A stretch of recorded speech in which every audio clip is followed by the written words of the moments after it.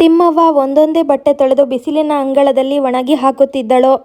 ಕರ್ಮ ಮಾಡುತ್ತಿರುವಾಗಲೇ ವಿಚಾರಗಳು ಮಾತ್ರ ಜೇನುಹುಳಗಳಂತೆ ತಲೆ ತುಂಬ ತುಂಬಿಕೊಂಡು ಕಾಡುತ್ತಿದ್ದವು. ಹಿರಿಯ ಮಗ ಶರಣು ಮದುವೆ ಮಾಡಿದ 1 ವರ್ಷದಲ್ಲಿಯೇ ಬೇರೆ ಮನೆ ಮಾಡಿಕೊಂಡು ಉಳಿದಿದ್ದ. ತಿಮ್ಮವ್ವನಿಗೆ ಈಗ 70 ವರ್ಷ ವಯಸ್ಸು. ಅವಳಿಗೆ 4 ಜನ ಗಂಡು ಮಕ್ಕಳು, 4 ಜನ ಹೆಣ್ಣು ಮಕ್ಕಳು. ತುಂಬಿದ ಮನೆ. ಗಂಡ ಸಿದ್ದಪ್ಪ ಸದಾ ಕುಡಿತದ ಅಮಲಿನಲ್ಲಿರುತ್ತಿದ್ದ. ಸಣ್ಣಹಳ್ಳಿ ರಾಂಪುರನಲ್ಲಿ ವಾರಿಗೆಯವರ ಜೊತೆ ಸೇರಿ ಎಲೆ ಆಡುವುದಾಗಲಿ ಮಟಕ ಆಡುವುದು ಅವನ ಕಾಯಕವಾಗಿತ್ತು. ಮಾಗಿದ ವಯಸ್ಸಾದರೂ ತಿಮ್ಮವ್ವಳಿಗೆ ದುಡಿಯುವುದು ತಪ್ಪಿರಲಿಲ್ಲ. ಮಕ್ಕಳೆಲ್ಲ ಬೆಳೆದು ದೊಡ್ಡವರಾದಾಗ ತಿಮ್ಮವ್ವ ತನ್ನ ಸ್ವಂತ ದುಡಿಮೆಯ ಮೇಲೆ ಹೆಣ್ಣು ಮಕ್ಕಳಿಗೆ ಮದುವೆ ಮಾಡಿಕೊಟ್ಟಿದ್ದಳು. ಮೊದಲನೆಯ ಮಗಳು ಮಂದಾರಿಗೆ ತನ್ನ ಗ್ರಾಮದ ಹತ್ತಿರವಿರುವ ಚಿಟ್ಟಾದಲ್ಲಿನ ಓರ್ವ ಉತ್ತಮ ಹುಡುಗನಾದ ಚಂದ್ರನಿಗೆ ಧಾರೆ ಎರೆದಿದ್ದಳು. ಮಂದಾರಿ ಸುಂದರವಾಗಿದ್ದಳು. ಜೊತೆಗೆ ಮನೆಯ ಹೊಣೆಯನ್ನು ಅರಿತು ಮನೆಗೆಲಸ ಮಾಡುತ್ತಾ ಆಗಾಗ ಹೊಲದಲ್ಲಿ ಕೂಲಿ ಕಷ್ಟ ಮಾಡಿ ಬಾಳ್ವೆ ಮಾಡಿದ್ದಳು. ದೇವರು ವರ್ಷದಲ್ಲಿಯೇ ಈ ದಂಪತಿಗಳಿಗೆ ಮಗಳು ಧಾರೆ ಎರೆದಿದ್ದನು. ಚಂದ್ರ ಗ್ರಾಮದಲ್ಲಿ ಏನೂ ಕಾಯಕ ಮಾಡದೆ ತಮ್ಮ ಗ್ರಾಮ ಚಿಟ್ಟಾಗೆ ಹತ್ತಿರವಾದ ಬೀದರ್ ನಗರದಲ್ಲಿ ಬಂದು ಅಲ್ಲಿ ಇಲ್ಲಿ ಕಾಯಕ ಮಾಡಿ ಬಂದ ಹಣದಲ್ಲಿ ಅರ್ಧ ಭಾಗ ಮದ್ಯ ಸೇವಿಸಿ ಮನೆಗೆ ಬಂದಿರುತ್ತಿದ್ದ. ಪ್ರಾರಂಭದಲ್ಲಿ ಮಂದಾರಿ ಸುಮ್ಮನಾದರೂ ಬರುತ್ತಾ ಸಂಸಾರ ಮಾಡುವುದು ಕಷ್ಟವಾದಾಗ ತಾನು ಗಂಡನೊಂದಿಗೆ ಬೀದರ್ ನಗರಕ್ಕೆ ಸೇರಿಕೊಂಡು ಬಂದು ಒಂದು ಪುಟ್ಟ ಬಾಡಿಗೆ ಮನೆ ಪಡೆದು ಜೀವಿಸಲು ಪ್ರಾರಂಭಿಸಿದಳು. ದಿನ ಕಳೆದಂತೆ ಚಂದ್ರುವಿನ ಕುಡಿತ ಜಾಸ್ತಿಯಾಗತೊಡಗಿತ್ತು. ಪ್ರಾರಂಭದಲ್ಲಿ ಕ್ಯಾರೆ ಎನ್ನದಿದ್ದರೂ ನಂತರದ ದಿನಗಳಲ್ಲಿ ಬಡತನ ಆವರಿಸಿದಾಗ ಏನೂ ಮಾಡಲು ತೋಚದೆ ವಾದಕ್ಕೆ ನಿಂತಳು. ಏನ್ರೀ? ಏನು? ಚಂದ್ರ ಕೇಳಿದ್ದ. ನೀವು ಕುಡಿಯುವುದು ಮಾಡಬೇಡಿ ಅಂದರೆ ನೋಡಿ ಸಂಸಾರ ಎಷ್ಟು ಕಷ್ಟವಾಗಿದೆ. ಬಾಳು ಸಾಗಿಸಲು ಗಳಿಸಿದ್ದ ಹಣ ಹೀಗೆ ಮದ್ಯಕ್ಕಾಗಿ ಖರ್ಚು ಮಾಡಿದರೆ ನಾವೇನು ಉಣ್ಣಬೇಕು? ನಾನು ಸರೆ ಕುಡಿಯುತ್ತೇನೆಂದರೆ ಅದು ನನ್ನ ಗಳಿಕೆ. ಯಾರ ಗಳಿಕೆ ಆದರೇನು? ನಮ್ಮ ಸಂಸಾರ ಹೇಗೆ ಸಾಗಿಸುವುದು? ಅದು ನಿಮ್ಮವ್ವಂಗೆ ಕೇಳು. ನನ್ನ ಗಳಿಕೆಯ ಹಣ ನಾ ಪೋಲು ಮಾಡುತ್ತೇನೆ. ನಿನ್ನ ತಂದೆ ತಾಯಿ ನನಗೇನು ಕೈ ತುಂಬ ಹುಂಡ ಕೊಟ್ಟಿದ್ದಾರೇನು? ಅಂದರೆ ಜಾಸ್ತಿ ಮಾತನಾಡದೆ ನಮ್ಮ ಮನೆಯಿಂದ ತೊಲಗಾಚೆ. ಮತ್ತೆ ನಿಮ್ಮ ತವರು ಮನೆಯಿಂದ ಹಣ ತೆಗೆದುಕೊಂಡು ಬಾ. ಇವಳು ನನಗೆ ಸಲಹೆ ಕೊಡ್ತಾಳಂತೆ. ಪತಿ ಗೋಳಾಡಿದನು. ನನ್ನ ತವರು ಮನೆಯ ಮಾತೆತ್ತಬೇಡಿ. ನಿಮಗೆ ಕೈ ತುಂಬ ಹಣ ಕೊಟ್ಟು ಮದುವೆ ಮಾಡಿ ಕೊಟ್ಟಿದ್ದಾರೆ. ಹಣ 5,000 ರೂಪಾಯಿ ಯಾರಿಗೆ ಸಾಕಾಗುತ್ತೆ? ಮತ್ತೆಷ್ಟು ಕೊಡ್ತಾರೆ? ಅವರಿಗಾಗುವಷ್ಟು ಅವರು ಕೊಟ್ಟಿದ್ದಾರೆ. ನೋಡು ಮಂದಾರಿ, ನಿನ್ನ ತಾಯಿ ಮನೆಗೆ ಹೋಗು. 1 ತೊಲೆ ಬಂಗಾರ ತೆಗೆದುಕೊಂಡು ಬಾ. ಇಲ್ಲದಿದ್ದರೆ ನೀನು ಈ ಮನೆಯಲ್ಲಿರಬಾರದು. ಅಥವಾ ಏನು ಅಥವಾ? ಮಂದಾರಿ ಕೇಳಿದಳು. ನೀನು ಈ ಮನೆಯಲ್ಲಿದ್ದರೆ ನಾನಿರಲಾರೆ ಎಂದು ಸಂಬಂಧ ತುಂಡರಿಸಿದಂತೆ ಮಾತನಾಡಿದನು ಚಂದ್ರ. ನಾನೆಲ್ಲಿಗೆ ಹೋಗಲಿ? ಇಲ್ಲೇ ಇರುವೆ. ನೀವು ಇಲ್ಲಿಯೇ ಇರಬೇಕು. ಹಾಗಾದರೆ ನಾನಿರಲಾರೆ. ಎಲ್ಲಿಗೆ ಹೋಗ್ತೀರಿ? ಈ ನಗರ ಬಿಟ್ಟು ಹೋಗ್ತೀನಿ. ನೀವು ಹೋದರೆ ನಾನೇನು ಮಾಡಲಿ? ನಿಮ್ಮ ರತ್ನ ತಬ್ಬಲಿಯಾಗಲಾರಳೆ. ಯಾರು ಬೇಕಾದರೂ ತಬ್ಬಲಿಯಾಗಲಿ, ನನಗೇನು ಎನ್ನುತ್ತಾ ಮನೆಯಿಂದ ಹೊರಗೆ ಹೊರಟೇ ಬಿಟ್ಟನು. ಆಗ ಮಂದಾರಿ ಓಡುತ್ತಾ ಹೋಗಿ ಗಂಡನ ಕೈ ಹಿಡಿದು ನೀವು ಹೋಗಬೇಡ್ರಿ ಎಂದು ಅಳಲು ಪ್ರಾರಂಭಿಸಿದಳು. ಬಿಡು ನನ್ನ ಕೈಯ ಎಂದು ಪತಿ ಚಂದ್ರು ಮಂದಾರಿಯ ಕೈಯಿಂದ ಬಿಡಿಸಿಕೊಂಡು ಹೊರ ನಡೆದನು. ರತ್ನ ದೊಡ್ಡ ರಾಗದಿಂದ ಅಳುತ್ತಿದ್ದರೂ ನೋಡದೆ ಮನೆಯಿಂದ ಪಲಾಯನ ಬೆಳೆಸಿದ್ದನು. ಎಲ್ಲಿ ಹೋಗುತ್ತಾನೆ? ಹೇಗಾದರೂ ಸಂಜೆಯವರೆಗೆ ಬರ್ತಾನೆ ಎಂದುಕೊಂಡು ರತ್ನಾಳಿಗೆ ಮಡಿಲಲ್ಲಿ ತುಂಬಿಕೊಂಡು ಅವನ ದಾರಿ ಕಾಯುತ್ತಾ ಅಳತೊಡಗಿದಳು. ರಾತ್ರಿ ಬಹಳವಾದರೂ ಚಂದ್ರನ ಆಗಮನವಿಲ್ಲ. ಅಮಾವಾಸ್ಯೆಯ ಕತ್ತಲು ತುಂಬಿ ಲೋಕವೆಲ್ಲ ಕತ್ತಲುಮಯವಾಗಿತ್ತು. 2 ತಿಂಗಳಿಂದ ಕರೆಂಟು ಬಾಡಿಗೆ ಸಲ್ಲಿಸದ ಕಾರಣ ಮನೆಯಲ್ಲಿ ವಿದ್ಯುತ್ ಇರಲಿಲ್ಲ. ಏನೂ ಮಾಡಲು ತೋಚದೆ ಊಟ ಮಾಡದೆ ಹಾಗೆಯೇ ಗಂಡನ ನೆನಪಿನಲ್ಲಿ ದಾರಿ ಕಾಯುತ್ತಾ ಕುಳಿತಳು. ಆದರೂ ಚಂದ್ರು ಮನೆಗೆ ಬರಲಿಲ್ಲ. ಮರುದಿನವಾಯ್ತು. ಮಾರನೆಯ ದಿನವೂ ಬಾರದೆ ಹೋಗಿ ಬಿಟ್ಟಿದ್ದನು. ತಿಮ್ಮವ್ವಳಿಗೆ ಸುದ್ದಿ ತಿಳಿದು ಅಂದು ರಾತ್ರಿಯೇ ಬಂದು ಅಳಿಯನ ಬಗ್ಗೆ ತಿಳಿದು ಚಿಂತೆಗೀಡಾದಳು. ಮಂದಾರಿ ಮಾತ್ರ ಇನ್ನೊಂದು ಮದುವೆಯಾಗದೆ ರತ್ನಾಳನ್ನು ನೋಡಿಕೊಂಡು ಬಾಳ್ವೆ ಮಾಡತೊಡಗಿದಳು. ನಗರದಲ್ಲಿ ಕೂಲಿ ನಾಲಿ ಮಾಡುತ್ತಾ ಜೀವನ ಮಾಡುತ್ತಿದ್ದಳು.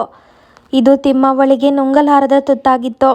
2ನೆಯ ಮಗಳು ಲಕ್ಷ್ಮಿಗೆ ಗ್ರಾಮದಲ್ಲಿಯೇ ತನ್ನ ದೂರದ ಸಂಬಂಧಿಕರಿಗೆ ಮರುವರ್ಷವೇ ಕೊಟ್ಟು ಲಗ್ನ ಮಾಡಿದ್ದಳು.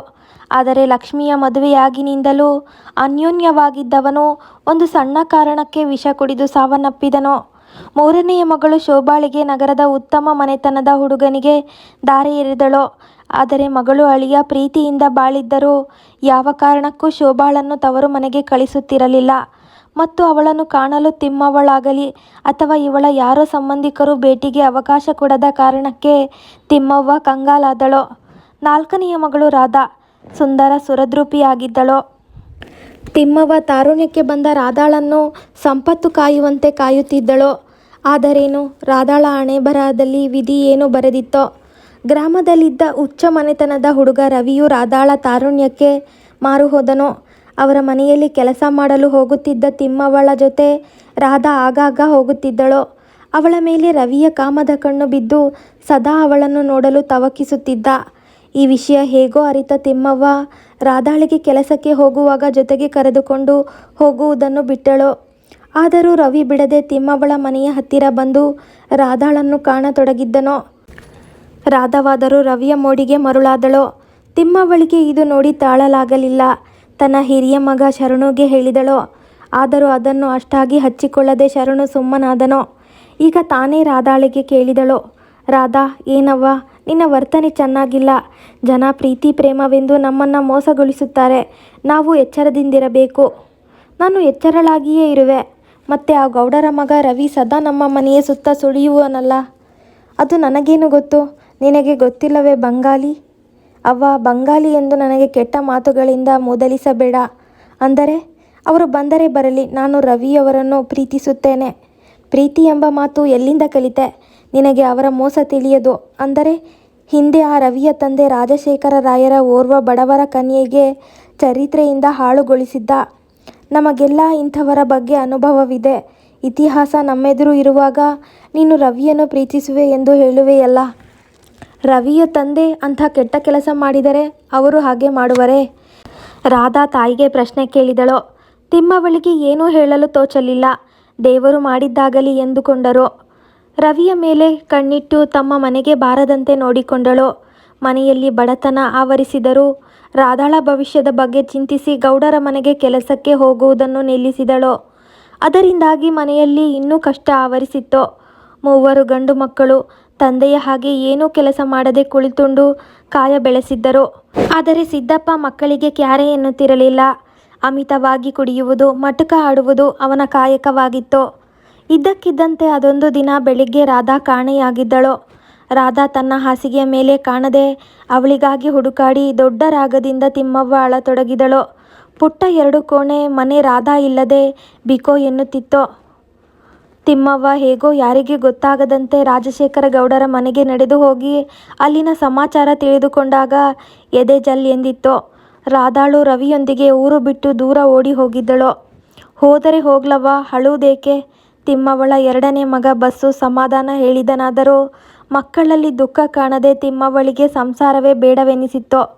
ಮಕ್ಕಳು ಹೆರುವುದಷ್ಟೇ ಅಲ್ಲದೆ ಮಕ್ಕಳನ್ನು ಸಾಕುವ ಹೊಣೆ ತಾನೇ ಹೊತ್ತು ತಿಮ್ಮವ್ವ ದುಡಿಯುತ್ತಿದ್ದರೂ ಯಾರಿಗೂ ತಿಮ್ಮವ್ವಳ ಬಗ್ಗೆ ಅನುಕಂಪವೇ ಇಲ್ಲ. ರಾಧಾ ಮನೆಯಿಂದ ಓಡಿ ಹೋದ ಮೇಲೆ ತಿಮ್ಮವ್ವ ಸದಾ ಅಳುತ್ತಲೇ ಇರುವಳು. ಅಡುಗೆ ಮಾಡುವುದಾಗಲಿ ಕೆಲಸ ಮಾಡುವುದಾಗಲಿ ಮನ ಒಪ್ಪದಿದ್ದರೂ ಹೇಗೋ ಬಿಡಲಾರದ ಕರ್ಮಕ್ಕೆ ಮನೆಯ ಕೆಲಸ ಮಾಡುವಳು. 4 ಜನ ಗಂಡು ಮಕ್ಕಳಲ್ಲಿ ಶರಣು ಬೇರೆಯಾಗಿ ಹೋದರೆ ಬಸ್ಸುಗೆ ಮದುವೆ ಮಾಡಿಕೊಟ್ಟರೆ ಅವನು ಅತ್ತೆಯ ಮನೆಯಲ್ಲಿಯೇ ತಾಣ ಹೂಡಿ ತಾಯಿಯ ಮನೆಯೇ ಮರೆತು ಬಿಟ್ಟನು. 3ನೆಯ ಮಗ ರೇವಣ್ಣನು ಮೂಕನಾಗಿದ್ದನು. ಆದರೂ ಎಲ್ಲವನ್ನು ಅರಿತುಕೊಂಡು ತಾಯಿಗೆ ನೆರವಾಗುತ್ತಿದ್ದನು. 4ನೆಯ ಮಗ ಮಲ್ಲು ತಂದೆ ತಾಯಿಯರ ಮಾತು ಕೇಳುತ್ತಾ ತಾನಾಯ್ತು ತನ್ನ ಶಾಲೆಯಾಯ್ತು ಅಭ್ಯಾಸ ಮಾಡುತ್ತಾ ಕಾಲ ದೂಡುತ್ತಿದ್ದನು. ಅದೊಂದು ದಿನ ಮಂದಾರಿಯ ಫೋನ್ ಬಂತು. ಅವ್ವ, ನನಗೊಬ್ಬಳಿಗೆ ಬೇಸರವಾಗಿದೆ. ರತ್ನ ಬಾರಿ ಬಾರಿಯೂ ನಿನ್ನ ನೆನಪು ಮಾಡುತ್ತಿದ್ದಾಳೆ. 4 ದಿನ ನನ್ನ ಹತ್ತಿರ ಬಂದು ಇದ್ದು ಬಿಡು, ನೆಮ್ಮದಿಯಾಗುತ್ತೆ.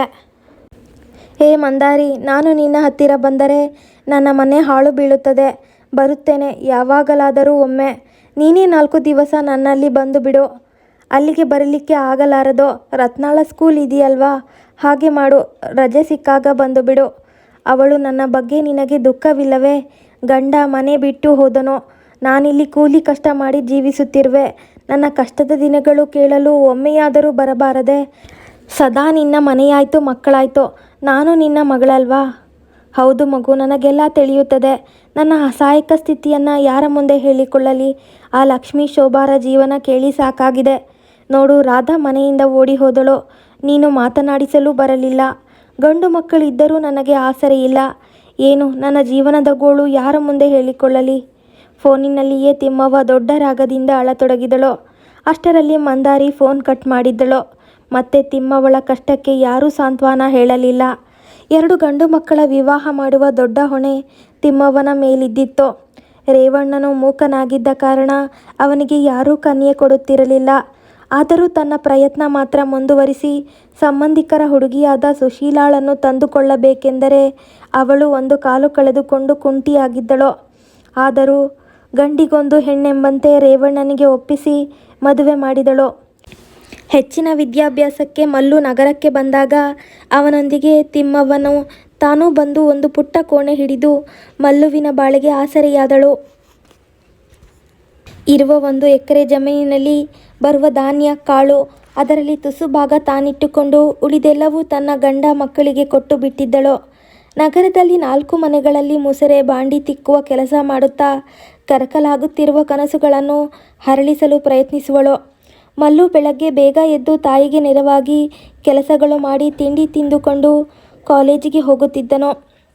ತಿಮ್ಮವ್ವಳಿಗೆ ಬಿಡುವು ಸಿಕ್ಕಾಗಲೆಲ್ಲ ಮಂದಾರಿಯ ಮನೆಗೆ ಹೋಗಿ ಮಗಳ ಮೊಮ್ಮಗಳ ಕ್ಷೇಮ ಸಮಾಚಾರ ವಿಚಾರಿಸಿ ಬರುತ್ತಿದ್ದಳು. ಹೀಗೆ ದಿನ ಕಳೆದ ಹಾಗೆ ಹೊಲದಿಂದ ಧಾನ್ಯಗಳು ಬರದೆ ಬದುಕು ನಿರಾಶ್ರಯದಲ್ಲಿ ಮುಳುಗಿತ್ತು. ಗಂಡನಾದವನು ಆ 1 ಎಕರೆಯಿಂದ ಬರುವ ಆದಾಯವನ್ನು ತಾನೇ ಖರ್ಚಿಸಿಕೊಂಡು ಸಂತೋಷ ಪಡುತ್ತಿದ್ದ. ಆದರೂ ಆಸೆಯ ದೀಪವಾಗಿ ಮಲ್ಲು ಬದುಕಿಗೆ ಹೊಸ ಅರ್ಥವಾಗಿದ್ದನು. ಮಂದಾರಿಯ ಮನೆ ತನ್ನ ಕೋಣೆಯಿಂದ ತುಂಬ ದೂರವಿದ್ದರೂ ಕಾಸಿಲ್ಲದೆ ನಡೆದುಕೊಂಡು ಹೋಗುವಳು. ಈಗೀಗ ರಸ್ತೆಯ ಮೇಲೆ ವಾಹನಗಳೋಡಾಟ ಜಾಸ್ತಿ ಆಗಿತ್ತು. ಅದೊಂದು ದಿನ ತಿಮ್ಮವ್ವ ತನ್ನ ಮನೆಯಿಂದ ಮಗಳು ಮಂದಾರಿಯ ಮನೆಯ ಕಡೆಗೆ ನಡೆದು ಹೋಗುವಾಗ ಯಾವುದೋ ದ್ವಿಚಕ್ರ ವಾಹನ ಬಂದು ಹೊಡೆದಿತ್ತು. ಕಾಲಿನ ಮೇಲಿಂದ ಹೋದ ಪರಿಣಾಮವಾಗಿ ಸ್ಮೃತಿ ತಪ್ಪಿ ಅವ್ವ ನೆಲದ ಮೇಲೆ ಬಿದ್ದು ಬಿಟ್ಟಳು. ಯಾರೋ ದಾರಿ ಹೋಕರು ತಿಮ್ಮವ್ವಳನ್ನು ಸರ್ಕಾರಿ ಆಸ್ಪತ್ರೆಗೆ ಸೇರಿಸಿದರು. ಈ ಸಮಾಚಾರ ಮಂದಾರಿಗೆ ಮಲ್ಲುಗೆ ಹೇಗೋ ಗೊತ್ತಾಗಿ ತಾಯಿಯ ಆರೈಕೆಯಲ್ಲಿ ತೊಡಗಿದರು. 1 ವಾರದವರೆಗೆ ಆಸ್ಪತ್ರೆಯಲ್ಲಿ ಉಳಿದ ತಿಮ್ಮವ್ವ ಕೊನೆಗೆ ತನ್ನ ಸಹಾಯಕ ಸ್ಥಿತಿಯಲ್ಲಿ ಮಗಳು ಮಂದಾರಿಯ ಮನೆಗೆ ಬಂದಿದ್ದಳು. ಮಂದಾರಿಯ ಶುಶ್ರೂಷೆಯಲ್ಲಿ ದಿನ ಕಳೆಯತೊಡಗಿದಳು. ಅದೊಂದು ದಿನ ಮಾತನಾಡುತ್ತಾ, ಅವ್ವ, ರಸ್ತೆಯ ಮೇಲೆ ನೋಡಿ ನಡೆಯಬಾರದೆ? ಮಂದಾರಿಯ ಮಾತಿಗೆ ನಾನು ನೋಡಿಯೇ ಸಾಗುತ್ತಿದ್ದೆ. ಅವನು ಹೊಡೆದರೆ ನನ್ನ ಕರ್ಮ, ನಾನೇನು ಮಾಡಲಿ? ನಿಟ್ಟುಸಿರು ಬಿಟ್ಟಳು. ಹೌದು, ಸಹಜವಾಗಿಯೇ ಹೇಳಿದ್ದೆ ನನ್ನ ಕರ್ಮವೆಂದು. ನಿನ್ನೆ ಸೇವೆ ಮಾಡುವುದು ಈಗ ನನ್ನ ಕರ್ಮವಾಗಿದೆ ಎಂದಳು. ಅಂದರೆ ಎಂದು ತಿಳಿಯಲಾರದೆ ಕೇಳ್ತೀಯಾ? ಏನು ನಿನಗೆ? ನಿನ್ನ ಮನೆ ನೋಡ್ಕೊಳ್ಳೋ, ಮಗಳು ರತ್ನಾಳಿಗೆ ನೋಡ್ಕೊಳ್ಳೋ, ಬೇರೆಯವರ ಮನೆ ಕೆಲಸಗಳು ಮಾಡಲೋ, ನನ್ನ ಮನೆಯ ಹೊಣೆ ಹೊತ್ತುಕೊಳ್ಳಲೋ? ನೀನೇ ಹೇಳು. ಮಗು ಎಲ್ಲವೂ ಮಾಡಬೇಕು. ಸಂತೈಸುವ ರೀತಿಯಲ್ಲಿ ತಿಮ್ಮವ್ವ ನುಡಿದಳು. ಹೌದು, ಎಲ್ಲವೂ ಮಾಡಬೇಕು. ಹೇಳಿದಿ ನೋಡು, ನೀನೊಬ್ಬಳು ನನ್ನವ್ವ ಅಂತೆ. ನನ್ನವ್ವ ಕೋಪಿತಳಾಗಿ ನುಡಿದಳು. ಅಷ್ಟಕ್ಕೆ ನನ್ನ ಬಗ್ಗೆ ಸಿಟ್ಟು, ನನ್ನ ಆರೈಕೆ ಸಾಕಾದರೆ ಬಿಟ್ಟು ಬಿಡು. ನಾನು ನನ್ನ ಕೋಣೆಗೆ ಹೋಗುತ್ತೇನೆ. ನನ್ನ ದೇವರು ನನ್ನ ಜೊತೆ ಇದ್ದಾನೆ. ಹೌದೌದು, ನಿನ್ನ ಜೊತೆ ನಿನ್ನ ದೇವರು ನಮಗೆಲ್ಲ ಉದ್ಧಾರ ಮಾಡಿದ್ದಾನೆ. ಅಂದರೆ? ತಿಮ್ಮವ್ವ ನುಡಿದಳು. ಎಂದು ನಿನ್ನ ಹೊಟ್ಟೆಯಿಂದ ನಾ ಜನಿಸಿ ಬಂದೆನೋ ಅಂದಿನಿಂದ ನನ್ನ ಕಷ್ಟಗಳಿಗೆ ಪೂರ್ಣ ವಿರಾಮವಿಲ್ಲ. ಮದುವೆ ಮಾಡಿ ಕೊಟ್ಟಿದ್ದರೆ ಗಂಡ ಅಂತವನೋ, ಮನೆಯಲ್ಲಿ ಬಡತನ, ಹೇಗೋ ಕೂಲಿ ನಾಲಿ ಮಾಡಿ ಬಾಳೋಣವೆಂದರೆ ನಿನ್ನ ಈ ಉಸಾಬರಿ ಸಾಕಾಗಿದೆ. ಎಲ್ಲಿಯಾದರೂ ಮನೆ ಬಿಟ್ಟು ಹೋಗುವಷ್ಟು ತಲೆ ಕೆಟ್ಟಿದೆ. ಮಂದಾರಿ ಅಳತೊಡಗಿದಳು. ರತ್ನ ಅವಳನ್ನು ಸಂತೈಸುತ್ತಿದ್ದರೆ ಮಂದಾರಿಗೆ ಇನ್ನಷ್ಟು ದುಃಖ ಒತ್ತರಿಸಿ ಬಂತು. ಮಂದಾರಿ ಮೌನಳಾಗಿ ತಾಯಿಯ ಕಡೆ ನೋಡಿದಳು. ನೋಡಮ್ಮ, ನನಗಾಗಿ ಇಷ್ಟು ರೊಚ್ಚು ಮಾಡಿಕೊಂಡು ಅಳಬೇಡ. ನಾನೇನು ನಿನ್ನ ಮನೆಯಲ್ಲಿ ಜನ್ಮ ಕಳೆಯಲು ಬಂದಿಲ್ಲ. ಇವತ್ತು ಕತ್ತಲಾಗಿದೆ. ನಾಳೆ ಬೆಳಗ್ಗೆ ಗೆದ್ದು ನನ್ನ ಕೋಣೆಗೆ ಹೋಗುತ್ತೇನೆ. ನನ್ನ ದೈವ ಯಾರ ಮುಂದೆ ಹೇಳಿಕೊಳ್ಳಲಿ? ತಿಮ್ಮವ್ವ ಅಳತೊಡಗಿದಳು. ಆದರೆ ದೂರದಲ್ಲಿ ನಿಂತ ಮಲ್ಲುವಿನ ಕಣ್ಗಳಲ್ಲಿ ನೀರಾಡಿದವು. ಕೆಲವು ಕ್ಷಣ ಮನೆ ಗಂಭೀರವಾಗಿತ್ತು. ರಾತ್ರಿ ಬಹಳವಾಗಿತ್ತು. ತಿಮ್ಮವ್ವ ಕಣ್ಗಳ ಮುಂದೆ ಏನೇನೋ ಚಿತ್ರಗಳು ಸುಳಿದವು.